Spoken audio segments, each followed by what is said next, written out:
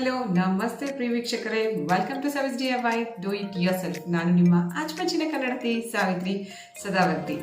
ನೀವು ಮನೆಯಲ್ಲಿ ಬೇಡ ಅಂತ ಎತ್ತಿಟ್ಟಿರೋ ಪ್ಲಾಸ್ಟಿಕ್ ಬಾಟಲ್ ಆಗಿರ್ಬೋದು ಅಥವಾ ಗ್ಲಾಸಿನ ಬಾಟಲ್ ಆಗಿರ್ಬೋದು, ನಾನಿಲ್ಲಿ ಸೋಯಾ ಸಾಸ್ದು ಒಂದು ಬಾಟಲ್ದು ಕ್ರಾಫ್ಟ್ ತೋರಿಸ್ತಾ ಇದ್ದೀನಿ, ನೋಡೋಣ ಬನ್ನಿ.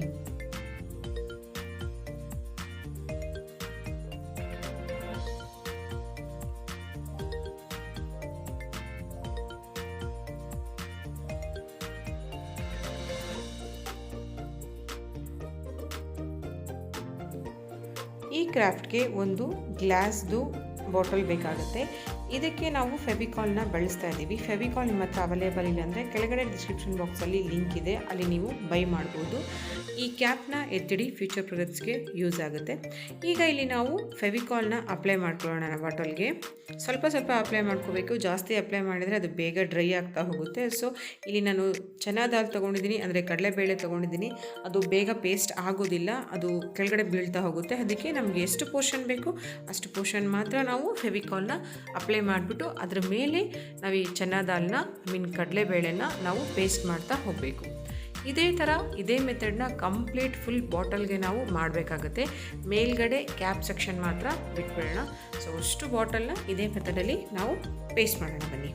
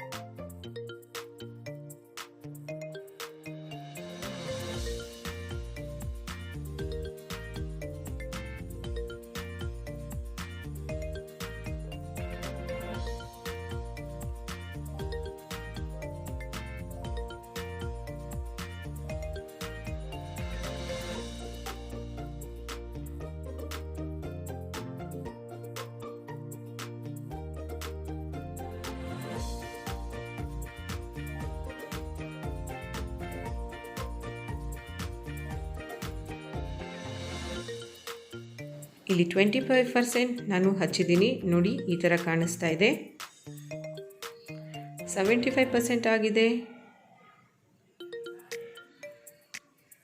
ಹಾಗೆ ಕಂಪ್ಲೀಟ್ 100% ರೆಡಿ ಆಗಿದೆ. ಇದು ನಾನು ಹಚ್ಬಿಟ್ಟು ಡ್ರೈ ಮಾಡಿದ್ದೆ, ಸೊ ಕಂಪ್ಲೀಟಾಗಿ ಡ್ರೈ ಕೂಡ ಆಗಿದೆ. ಮೇಲೆ ಕ್ಯಾಪ್ ಸೆಕ್ಷನಿಗೆ ಮಾತ್ರ ನಾನು ಯಾವುದೇ ಥರ ಈ ಥರ ದಾಲ್ನ ನಾನು ಪೇಸ್ಟ್ ಮಾಡಿಲ್ಲ. ಈಗ ಇದಕ್ಕೆ ನಾವು ನಮಗೆ ಬೇಕಾಗಿರೋ ನಮ್ಮ ಇಷ್ಟವಾಗಿರೋ ಫೇವ್ರೆಟ್ ಕಲರ್ನ ನಾವು ಅಪ್ಲೈ ಮಾಡಬೇಕಾಗತ್ತೆ. ಇಲ್ಲಿ ನಾನು ಪಿಂಕ್ ಕಲರ್ ತೊಗೊಂಡಿದ್ದೀನಿ. ಪಿಂಕ್ ಕಲರ್ನ ನಾನು ಈ ದಾಲ್ಗಳ ಮೇಲೆ ಎಲ್ಲ ನಾನು ಇದನ್ನು ಅಪ್ಲೈ ಮಾಡ್ತಾಯಿದ್ದೀನಿ.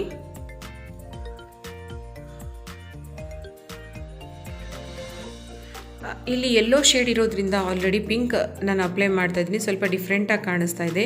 ಇದು ಕಂಪ್ಲೀಟಾಗಿ ರೆಡಿ ಆದಮೇಲೂ ನಿಮಗೆ ಪಿಂಕ್ ಶೇಡ್ ಕಾಣಲ್ಲ. ಸೊ ಯೆಲ್ಲೋ ಮೇಲೆ ಪಿಂಕ್ ಬಂದಿರೋದಕ್ಕೆ ಡಾರ್ಕ್ ಪಿಂಕ್ ಇರೋದಕ್ಕೆ ಅದು ಇನ್ನೊಂದು ಸ್ವಲ್ಪ ಡಿಫ್ರೆಂಟ್ ಶೇಡ್ ಕೊಟ್ಟಿದೆ. ತುಂಬ ಚೆನ್ನಾಗಿದೆ, ನನಗಂತೂ ತುಂಬ ಇಷ್ಟ ಆಯಿತು. ನೀವು ಟ್ರೈ ಮಾಡಿ ನೋಡಿ ಈ ಥರ.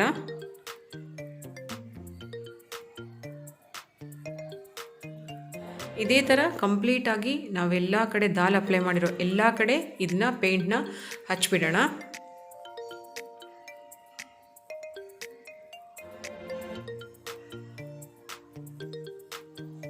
ನೋಡಿ ಇದು ಕಂಪ್ಲೀಟಾಗಿ ಈಗ ರೆಡಿ ಆಗಿದೆ. ಇದನ್ನು ಇನ್ನೊಂದಷ್ಟು ಡೆಕೋರೇಟಿವ್ ಆಗಿ ಮಾಡಲಿಕ್ಕೆ ನಾನು ಯೆಲ್ಲೋ ಕಲರ್ ಫ್ಯಾಬ್ರಿಕ್ ಕಲರ್ನ ತೊಗೊಂಡು ಪ್ರತಿ ದಾಲ್ ಮೇಲೂ ಸ್ಮಾಲ್ ಬ್ರಷಿಂದ ಒಂದೊಂದು ಡಾಟ್ ಇಟ್ಕೋತಾ ಬಂದಿದ್ದೀನಿ. ಕೆಲವು ಬಿಗ್ ಸೈಜ್ ಡಾಟ್, ಕೆಲವು ಸ್ಮಾಲ್ ಸೈಜ್ ಡಾಟ್ ಇಟ್ಟಿದ್ದೀನಿ, ಸ್ವಲ್ಪ ಡಿಫ್ರೆಂಟ್ ಆಗಿರಲಿ ಅಂತ. ಈಗ ಈ ಮೇಲ್ಗಡೆ ಸೆಕ್ಷನ್ ಏನು ಕಾಣ್ತಾ ಇದೆ ಇದನ್ನು ನಾವು ಡೆಕೋರೇಟ್ ಮಾಡಬೇಕಾಗುತ್ತೆ. ಇಲ್ಲಿ ನಾನು ಗ್ಲಿಟರ್ ಪೇಪರ್ನ ತೊಗೊಂಡಿದ್ದೀನಿ, ಗ್ಲಿಟರ್ ಶೀಟ್ನ ತೊಗೊಂಡಿದ್ದೀನಿ. ಅದು ಫೋಮ್ ಶೀಟಲ್ಲೇ ಗ್ಲಿಟರ್ ಬರುತ್ತೆ. ಸೊ ಅದನ್ನು ತೊಗೊಂಡ್ಬಿಟ್ಟು ಇಲ್ಲಿ ಮೇಲೆ ನಮ್ಗೆ ಎಷ್ಟು ಸೈಜ್ ಬೇಕು ಅಷ್ಟು ಸೈಜ್ ಕಟ್ ಮಾಡಿದ್ದೀನಿ. ಅದನ್ನು ಪೇಸ್ಟ್ ಮಾಡಿದ್ರೆ ಈ ಥರ ನಮಗೆ ಬ್ಯೂಟಿಫುಲ್ ಆದ ವಾಸ್ ಅನ್ಬೋದು, ಪೆನ್ ಸ್ಟ್ಯಾಂಡ್ ಅನ್ಬೋದು. ಈಗ ಇದು ರೆಡಿ ಆಗಿದೆ. ಹೇಗಿದೆ ಈ ನನ್ನ ಹೊಸ ಕ್ರಾಫ್ಟ್? ಇಷ್ಟ ಆಗಿದೆ ಅಲ್ವಾ? ಚೆನ್ನಾಗಿದೆ ತಾನೇ. ನೀವು ಇದೇ ಥರ ಹೊಸದಾಗಿ ಏನಾದರೂ ನೀವು ಐಡಿಯಾ ಮಾಡಿಬಿಟ್ಟು ಈ ಥರ ಡೆಕೋರೇಟಿವ್ ಆಗಿ ಮಾಡ್ಕೊಳ್ಳಿ, ನಿಮ್ಮ ಮನೇಲೂ ತುಂಬ ಬ್ಯೂಟಿಫುಲ್ ಆಗಿ ಕಾಣಿಸುತ್ತೆ. ಹಾಗೆ ಇಲ್ಲಿ ನಾನು ಕ್ಯಾನ್ನಿಂದ ಈ ಫ್ಲವರ್ಸ್ನ ಮಾಡಿರೋದು, ಇದ್ರದ್ದು ಲಿಂಕು ಕೆಳಗಡೆ ಡಿಸ್ಕ್ರಿಪ್ಷನ್ನಲ್ಲಿದೆ. ಯಾವ ಥರ ಮಾಡ್ಬೋದು ಅಂತ ಇದ್ರದ್ದು ಕ್ಲಿಯರ್ ಆಗಿ ನಾನು ನಿಮಗೆ ಹೇಳ್ಕೊಟ್ಟಿದ್ದೀನಿ. ಸೊ ಈ ಥರ ಫ್ಲವರ್ಸ್ನ ಮಾಡಿಕೊಂಡು ಈ ಥರ ವಾಸಸ್ನ ರೆಡಿ ಮಾಡ್ಕೊಳ್ಳಿ, ನಿಮ್ಮ ಮನೇಲೂ ಇನ್ನೂ ಅದ್ಭುತವಾಗಿ ಬ್ಯೂಟಿಫುಲ್ ಆಗಿ ರೆಡಿ ಮಾಡ್ಕೊಳ್ಳಿ. ನಿಮಗೆ ನಮ್ಮ ವಿಡಿಯೋಸ್ ಇಷ್ಟ ಆಗಿದ್ರೆ ದಯವಿಟ್ಟು ನನ್ನ ಲಿಂಕ್ನ ನಿಮ್ಮ ಫ್ರೆಂಡ್ಸ್ಗೆ ರಿಲೇಟಿವ್ಸ್ಗೆ ಆದಷ್ಟು ಹೆಚ್ಚೆಚ್ಚು ಶೇರ್ ಮಾಡಿ. ಅವರು ಈ ಥರ ಹೊಸ ಕ್ರಿಯೇಟಿವ್ ಐಡಿಯಾಗಳನ್ನ ಕಲೀರಿ, ಅವ್ರ ಮನೇಲೂ ತುಂಬ ಡೆಕೋರೇಟಿವ್ ಆಗಿ ಮಾಡ್ಕೊಳ್ಳಿ. ಈಗ ಹೇಗಿದ್ರು ಪ್ಯಾಂಡಮಿಕ್ ಇದೆ, ನಿಮಗೆ ವರ್ಕ್ ಫ್ರಮ್ ಹೋಮ್ ಮಾಡ್ತಾ ಇರ್ತಾರೆ ಕೆಲವರು, ಇನ್ನು ಕೆಲವರು ಮಕ್ಕಳೆಲ್ಲ ಕಲಿಯಿರ್ತೀರ. ಈ ಥರ ಹೊಸ ಕ್ರಾಫ್ಟ್ನ ಕಲಿಯೋದ್ರಿಂದ ಅವರು ತುಂಬ ಇನೋವೇಟಿವ್ ಆಗಿ ಆಲೋಚನೆ ಮಾಡೋಕ್ಕಾಗುತ್ತೆ, ಪ್ಲಸ್ ಅವರು ಏನೋ ಮಾಡಿದೆ ಅಂತ ಖುಷಿ ಕೂಡ ಆಗುತ್ತೆ. ಸೊ ಹೀಗೆ ನಮಗೆ ಸದಾಕಾಲ ಸಪೋರ್ಟ್ ಮಾಡ್ತಾ ಇರಿ. ನಮ್ಮ ವಿಡಿಯೋಸ್ ನಿಮಗೆ ಇಷ್ಟ ಆಗಿದ್ರೆ ಚಾನಲ್ಗೆ ಸಬ್ಸ್ಕ್ರೈಬ್ ಮಾಡ್ಕೊಳ್ಳಿ, ಹಾಗೆ ಪಕ್ಕದಲ್ಲಿರೋ ಬೆಲ್ ಐಕನ್ನ ಪ್ರೆಸ್ ಮಾಡೋದನ್ನು ಮಾತ್ರ ಮರಿಬೇಡಿ. Thank you so much. ಧನ್ಯವಾದಗಳು.